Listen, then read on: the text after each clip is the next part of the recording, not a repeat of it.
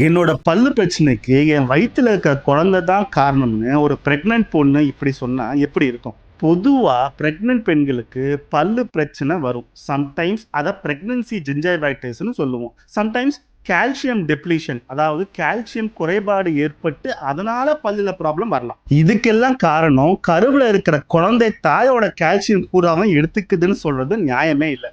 Of course கருவுல இருக்கிற குழந்தைக்கு calcium தேவைதான். பிரெக்னன்சி டைம்ல ஆசிட் ரிஃப்ளெக்ஸ் நிறைய வரும்.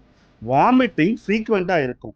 ஆசிட் ரிஃப்ளெக்ஸ்னால தான் பல்லு தேய்தே தவிர கால்சியம் குறைபாடுனால இல்லை. ஆனால் அது உங்கள் உடம்புலேருந்து தான் அது எடுத்துக்குதா? இல்லை. உங்கள் பாடி தானாகவே அட்ஜஸ்ட் பண்ணிக்கிட்டு நீங்கள் சாப்பிட்ற சாப்பாட்டுலேருந்து கொடுத்துது. ஜென்ரலாக ப்ரெக்னென்ட் லேடிஸ்க்கு ஹார்மோனல் சேஞ்சஸ் நடக்கும். ஆசிட் ரிஃப்ளெக்ஸ் பற்றியும் பார்த்தோம். ப்ராப்ளம் அதனால தான் வரும். ஸோ ப்ரெக்னென்ட் லேடிஸ் இதெல்லாம் அவாய்ட் பண்ணணும்னா நியூட்ரிஷியஸ் ஃபுட் சாப்பிடுங்க. வெஜிடபிள்ஸ், அதிகமாக கால்சியம், சீரியல்ஸ் இருக்க சாப்பாடாக சாப்பிடுங்க.